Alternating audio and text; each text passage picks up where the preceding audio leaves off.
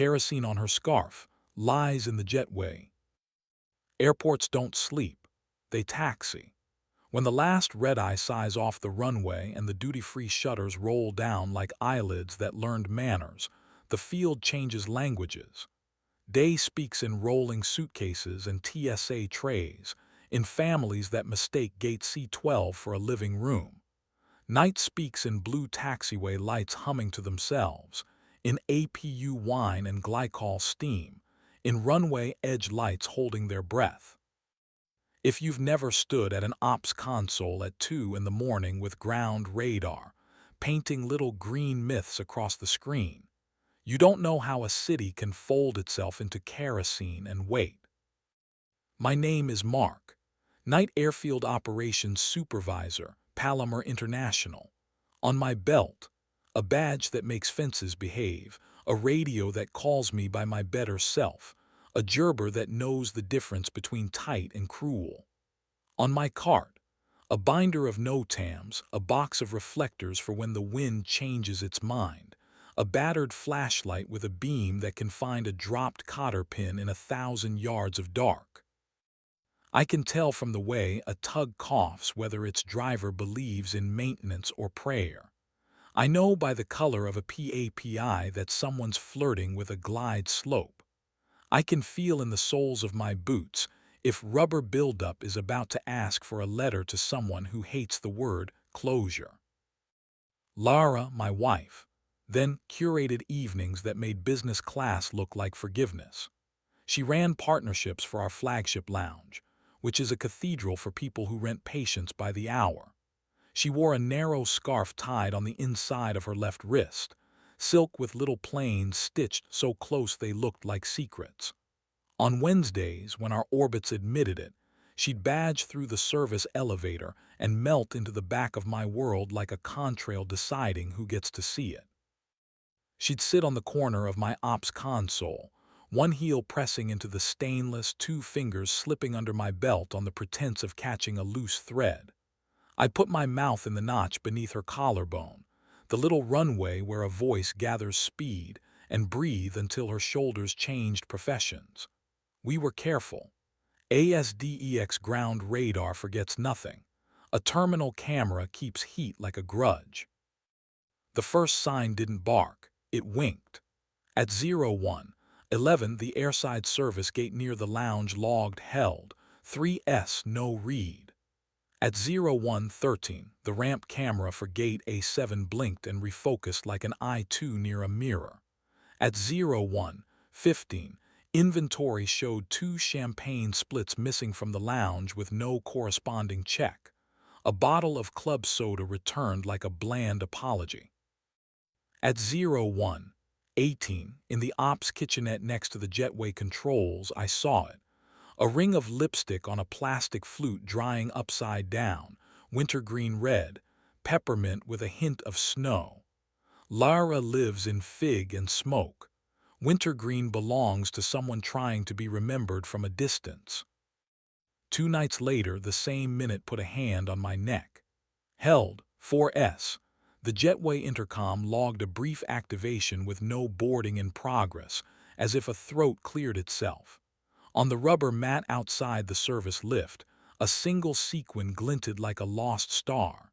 Sequins don't grow at airports. We are high-vis and wool and the clean stubbornness of reflective tape. I'm not a cop. I heard metal and wind. But I believe in traces.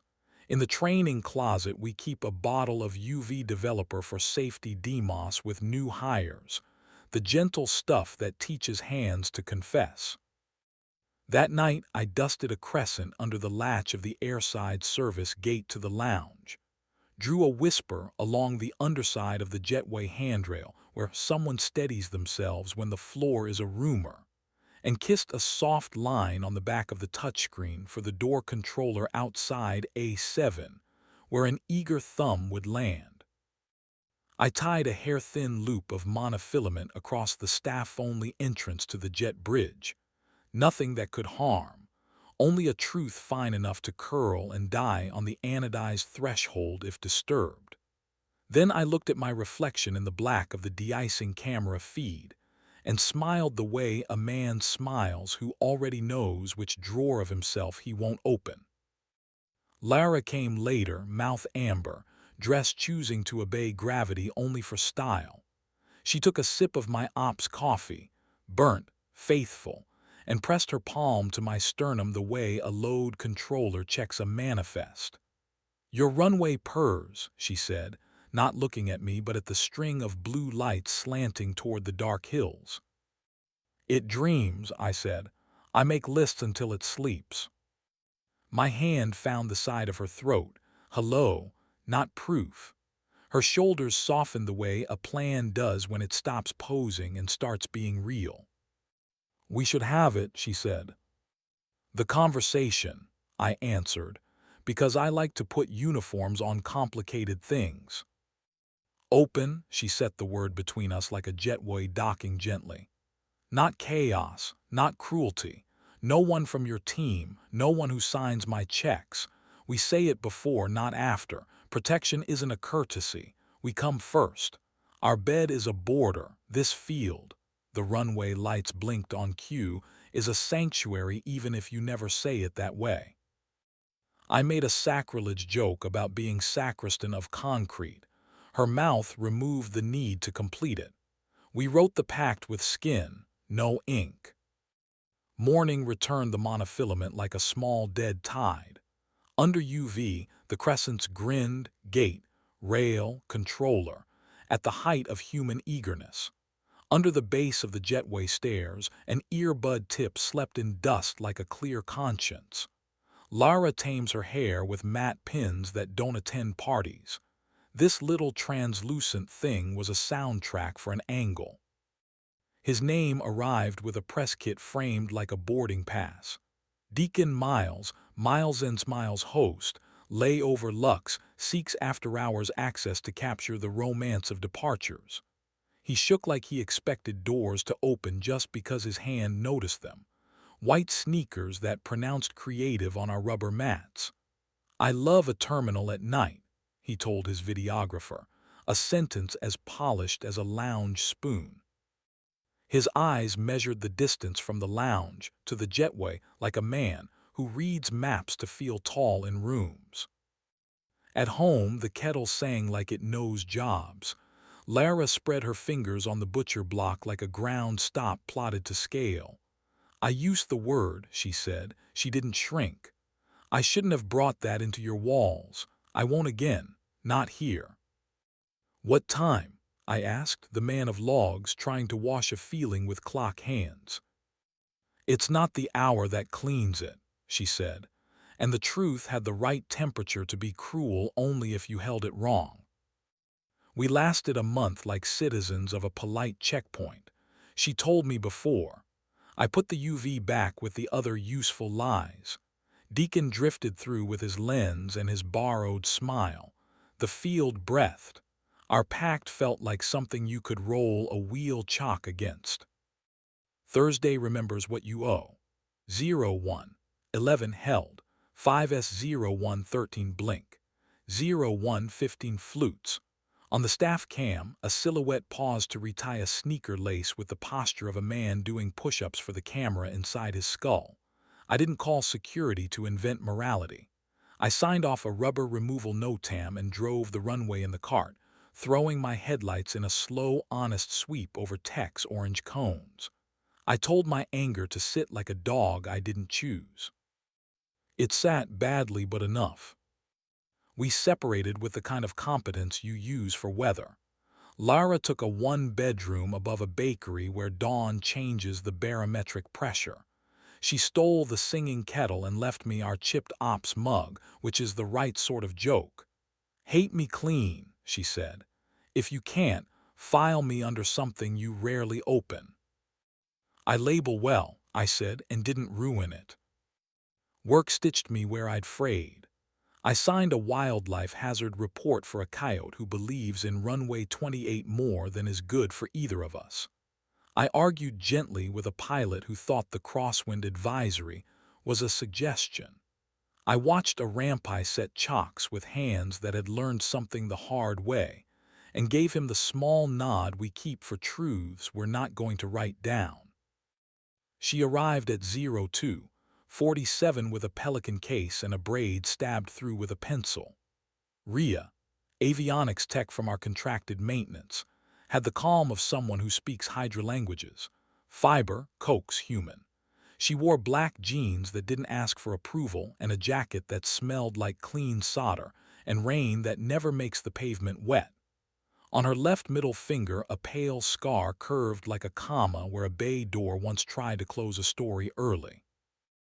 We met for real under the belly of a 737 at gate A5, the plane's skin still clicking to itself. Ria pressed her ear to the access panel and tapped the aluminum with the back of her fingernail until a stubborn fan admitted it was pretending to work. "Respect, not force," she told the bay, and the airplane remembered manners. "Everything worth keeping," I said, angling my flashlight where she'd have asked if she were the sort to ask. Our fingers grazed when she took the driver. The electricity went the right way. Our first kiss happened in the avionics bay of an old MD-80 we use for training when the hangar has mercy to spare. We had killed the bus for testing, honest enough, and the emergency lights painted us impatient red. Ria set her palm on my sternum with the exactness of someone checking a breaker for heat. I put my mouth under her ear, that small country where breath negotiates for words, and the airplane stayed upright while we tilted. She kept her eyes open, not a dare, a gratitude. My hand found the side of her throat, greeting, not proof. We stepped apart before any logger could decide we were data. We laughed like professionals who count and chose not to count this. With Ria, precision wore tenderness like a uniform altered to fit in the shoulders. She likes my thumb resting on the pulse inside her wrist. She likes my refusal to hurry even when the ground crew calls for push and the world wants to taxi. She'll swing onto my lap in the tiny glass office off the ops floor, blind down, monitors dimmed, the field breathing beyond our ribs, and draw with a fingernail the path from PIDOT to ADC to PFD, turning a body into wiring diagrams I didn't know I needed. We made rules the airport could bless. Not in a jetway, not in a lounge, not where a camera remembers better than we mean to. Yes, in the hangar at 3 a.m. with fans humming like hymns. Yes, under the de-ice rig when the glycol steam writes uncertain psalms. Yes, on the roof of the garage where the big Delphi sign pretends to be a constellation we own. If you came for revenge in a pilot's wings, I'll waste your layover. I could have printed access logs and circled wintergreen and handed them to a GM who loves the theater of policy. I could have taught Deacon Miles the difference between allowed and invited. I could have made Lara learn the airport's memory the way I know it. But an airport is a sanctuary for departures. The soldier who stands at A3 pretending to be brave for his mother needs the concourse to keep its bargain. The janitor who hums to the terrazzo at 4 in the morning needs the floor to be a thing that forgives without asking why. Ria prefers me smelling like glycol and patience, not victory. Lara and I learned how to speak without turning nouns into knives. She kept the contract to stage our lights and flight fundraiser because she's excellent and I am not small. Sometimes she texts a photo of Basil in her window pretending to be a tree. I send back a still from ground radar at 4:03. A clean field, one van, a fox who thinks taxiways are ideas. Proud of you, she wrote the night I shepherded a medevac through a gusty crosswind with a voice like a straight, clean line. I let the words land, they didn't bite. Deacon still comes now and then, lenses in tow, making content out of other people's gravity. We passed near the staff elevators. He gave me the two-finger salute men learn from shows about men. "Night makes airports sexy," he said to me as if he were quoting himself accurately. "Night makes them honest," I said. "We keep it that way." He smiled the smile of a man who mistakes composure for permission, and slipped through a door that opens for polite insistence. Nights went back to being honest. A woman sat at the huge window in Concourse B, watching nothing because the nothing was behaving. I made one extra round and changed nothing. A ramp lead misread a headset gesture and corrected himself before the push. I made a note praising the catch, not the stumble. A storm line flirted with the field and decided to take its anger to the highway. The runway held its breath, then let it out. Sometimes I wake on the narrow cot in the ops office at a time. The clock refuses to put numbers on. If Ria's shin lies heavy across my thigh like a comma that knows where the sentence needs breath, I set my hand along her throat and wait for the small lift that means yes. The difference between an ending and a finish has a temperature. My palm reads it better than my mouth. Months after the bottle of light went back with the demonstrations, the foundation hosted Blue Lights Beneath, a gala whose checks help us pretend concrete is cheap. I wore black because black forgives uplighting. Lara stood under a tamed rig, hair shorter in the way decisions sometimes are.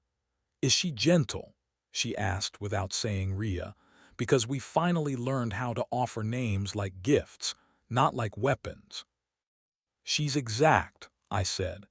"It's my religion's word for good tenderness with a manual." "Be kind," she said, "not a blessing, an instruction." We clinked water because water keeps your hands honest, and the champagne had other duties.